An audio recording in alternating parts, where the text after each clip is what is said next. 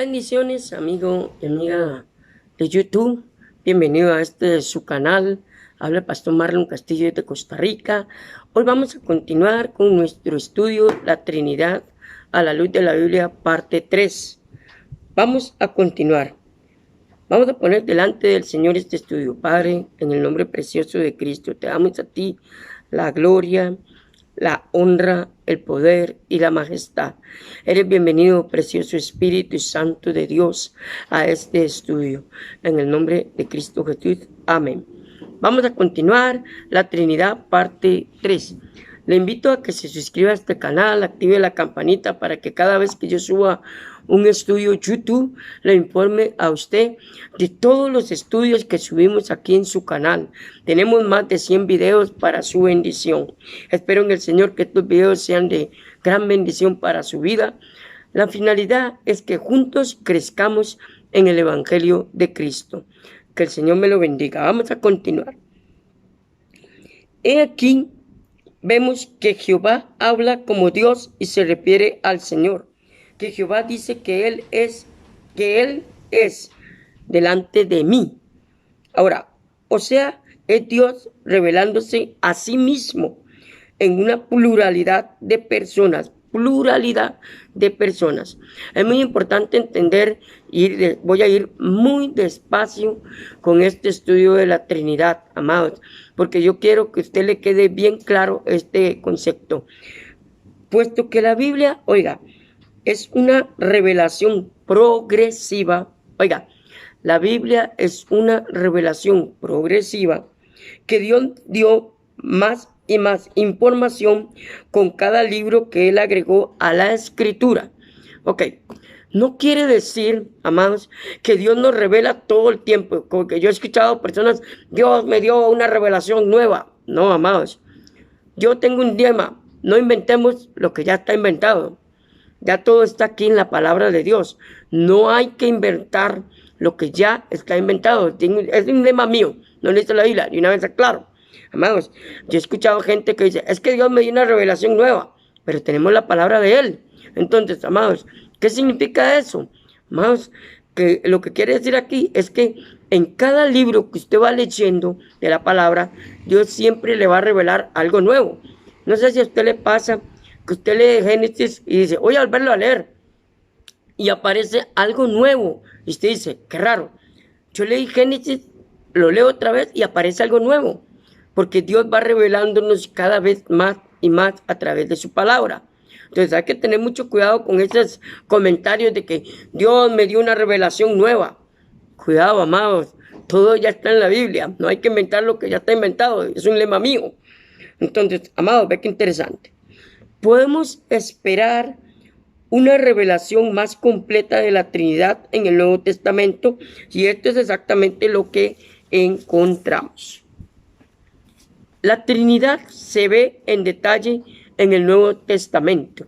Es interesante porque mucha gente dice, es que en la Trinidad no aparece, no aparece en el Nuevo Testamento la palabra Trinidad o alusión a la Trinidad. Sí aparece. Tal vez no directamente, o el nombre no va a aparecer, como le dije en el primer video, así directo, Trinidad, no lo va a encontrar, pero implícitamente sí lo vas a encontrar. Entonces, veamos la Trinidad en el bautismo de Jesucristo. Y Jesús, después que fue bautizado, escuche, voy a ir despacio porque quiero que vaya quedando este estudio bien detallado en su mente. Amado, le invito a que tenga el video cada vez que yo oigo una palabra o cada vez que leo un pasaje, para que usted lo analice después del video, vaya apuntando, tomando sus apuntes. Si tiene alguna duda, amados, me puede localizar. Yo estoy en Facebook, estoy también en Instagram, estoy en Telegram, estoy también en TikTok. Entonces, búsqueme, amados, si usted tiene alguna duda, alguna pregunta, no solo de este tema, de cualquier tema de la Biblia, con mucho gusto estamos para contestarle sus dudas. Entonces, subió luego del agua, y aquí los cielos le fueron abiertos, y vio al Espíritu de Dios que descendía como paloma, y venía sobre él. Y hubo una voz de los cielos que decía, este es mi Hijo amado, en quien tengo complacencia. Mateo 3, 16 y 17. Le invito a que lo analice muy detenidamente ese pasaje. 1. Jesús, el Hijo de Dios, está presente en su bautismo, obviamente. El Espíritu de Dios desciende sobre él. El Espíritu es una persona distinta del Hijo. Ahora, en esto aparece como un simbolismo de una paloma, representando paz, amor, mansedumbre. La paz es algo muy tierno. El Espíritu Santo es tierno, paz, mansedumbre. Luego, el Padre, escuche, habla acerca de su Hijo. Ahí vemos donde el Padre desde el cielo dice, en quien tengo complacencia. Pregunta, ¿no está aquí implícita la Trinidad? Padre, Hijo y Espíritu Santo. Claro que sí. Es nada más agarrar el versículo y analizarlo poquito a poquito. Ok, son tres personas, Padre, Hijo y el Espíritu Santo. Pero solo hay un Dios, son tres en uno. Tres personas que forman un solo ser divino, ¿verdad? Entonces, vea qué importante. A eso se le llama unidad. Y más adelante vamos a hablar de Deuteronomio 6:4 cuando habla de la Shema, ¿verdad? Ese gran pasaje que los israelitas dicen, Jehová Dios es uno, por eso no aceptan a Jesús el Espíritu Santo, pero se les olvida realmente el significado de ese versículo, ¿verdad?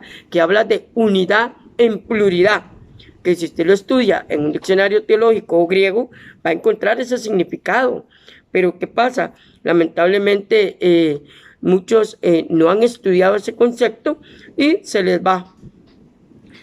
Veamos la Trinidad claramente en la fórmula de nuestro bautismo en la Gran Comisión.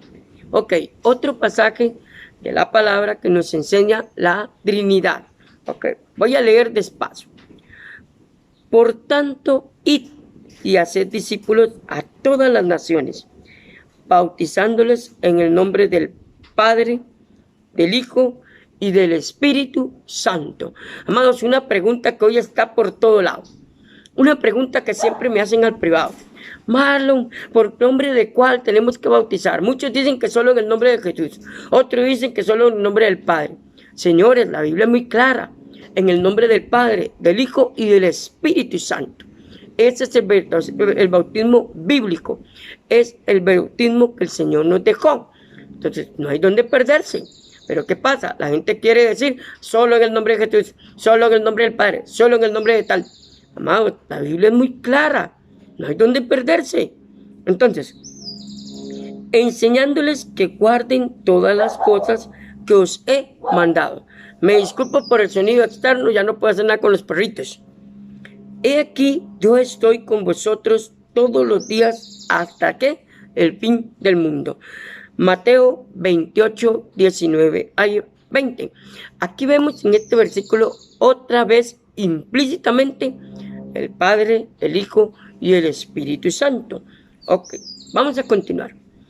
Bautizamos a los creyentes en el nombre. Cuando hablamos de en el nombre, estamos hablando en la persona de Dios. Acuérdense que en el Antiguo Testamento y en toda la Biblia, al yo mencionar el nombre de una persona, estoy hablando de la esencia de esa persona. ¿Quién es esa persona? La personalidad de esa persona. Entonces, vea qué importante. Un nombre, porque solo hay un Dios. 2. Pero el nombre en el cual bautizamos es en el nombre del Padre, del Hijo y del Espíritu Santo. 3. Son tres personas distintas y diferentes, tan distintas y diferentes que se pueden conversar entre sí, pero forman un solo Dios, un ser, una esencia. Dios es uno y Dios en tres personas. En Apocalipsis, al final de Apocalipsis, ¿verdad? En 22, leemos que los tres se van a unir y serán un solo Dios, un solo nombre. Y ahí dejarán de ser Padre, Hijo y Espíritu Santo al final de los tiempos. Entonces, eso quiere decir esto, un ser, una esencia. No se le olvide esto, un ser, una esencia. ¡Wow! ¡Qué interesante! Amados, el problema es que queremos con nuestra mente infinita entender muchas veces cosas de la palabra de Dios. Esto es teología. Estamos hablando de el estudio de Dios, ¿verdad? Eso es teología. En resumen, el estudio de Dios y sus características o su personalidad. para resumir lo que es teología. Entonces, muy importante esto. Ahora, el mejor testimonio de la Trinidad, oiga, en toda la Biblia es 1 de Juan 5:7. Voy a repetirlo, voy despacio. El versículo clave de toda la Biblia que nos enseña lo que es la Trinidad a la luz de la Biblia y que nadie puede rebatir, donde muchos se quiebran la cabeza, donde muchos dicen no podemos contra este pasaje, apúntelo, analícelo, estúdielo, hágale una exégesis, una hermenéutica, lo que usted quiera, y ahí va a encontrar el pasaje más fuerte y más firme sobre la Trinidad a la luz de la Biblia. Vea lo que dice. Voy despacio. Porque 3 son los que dan testimonio en el cielo: el Padre, el Hijo, el Verbo y el Espíritu Santo. Ok, sabemos que el Padre está hablando de Jehová Elohim. El Verbo está hablando de Jesucristo, Juan 1:1, ¿verdad? El Logos encarnado. Y el Espíritu Santo. Vamos a continuar el pasaje. Y estos 3 son uno. 1 de Juan 5:7. Ahí no hay donde perderse. Es más claro que el agua. Más directo, la Biblia no puede existir otro pasaje. 1 de Juan 5:7. 3 son los que dan testimonio en el cielo: el Padre, el Verbo y el Espíritu Santo. El Verbo, 1 de Juan 1:1. Amados, no hay donde perderse. Ahí está el pasaje principal que enseña la Trinidad a la luz de la Biblia. Que muchos los quieren negar, que muchos quieren decir, no, es mentira, eso ustedes lo inventaron, eso ustedes lo pusieron ahí. Amado, la palabra de Dios fue revelada por el Espíritu Santo a los hombres. Fue Dios el que la transmitió a través del Espíritu Santo. Eso no fue hecho por manos humanas, no fue invención de la mente humana. No, Señor. Vamos a continuar. Los 3 son el Padre, el Verbo, que obviamente es Jesucristo, Juan 1:1, ¿verdad? Y el Espíritu Santo. Este versículo dice, estas 3 personas son un solo ser divino. O sea, es la Trinidad. Okay. Muchos aún entre los conservadores, vea lo que dice, amados, quieren decir que 1 de Juan 5:7 no debe estar en nuestras Biblias, como le acabo de decir hace unos segundos. Muchos dicen que ese versículo fue intercalado, otros dicen que fue metido ahí para que nosotros pongamos tener una base de la doctrina de la Trinidad. Otros dicen que fue inventado por los que tradujeron la Biblia y le ponen millones de excusas para negar la Trinidad. Amados, lamentablemente el diablo siempre busca excusas para negar la palabra de Dios. Siempre va a pasar y siempre va a existir. Ok. La evidencia de los manuscritos es bastante suficiente para darnos confianza en 1 de Juan 5:7. Hay 7 principales testigos de 1 de Juan 5:7. Vamos a ver 7 testigos que nos van a decir si este pasaje es verdadero o miente, o fue ahí intercalado. Muy importante. Diferentes textos y manuscritos, y son de antes de 500 después de Cristo. 3 de los cuales son de antes del Concilio de Nicea en el 325 después de Cristo.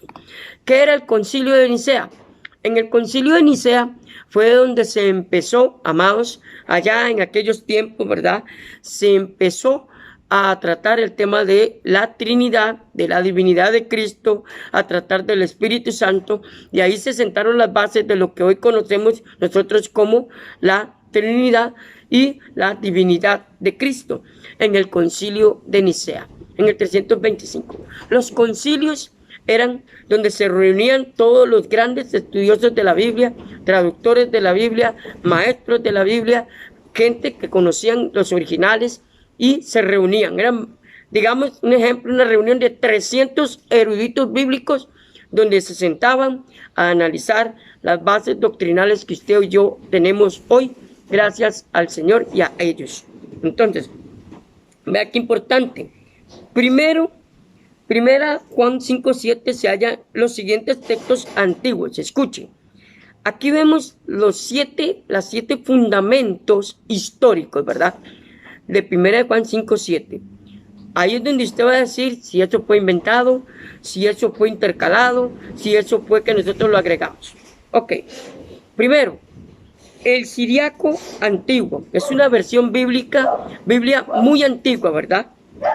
Dice, la Biblia antigua en siriaco, 150 después de Cristo. Usted puede investigar todo esto. El latín, antiguo. La Biblia antigua en latín. Eso fue en el 180 después de Cristo.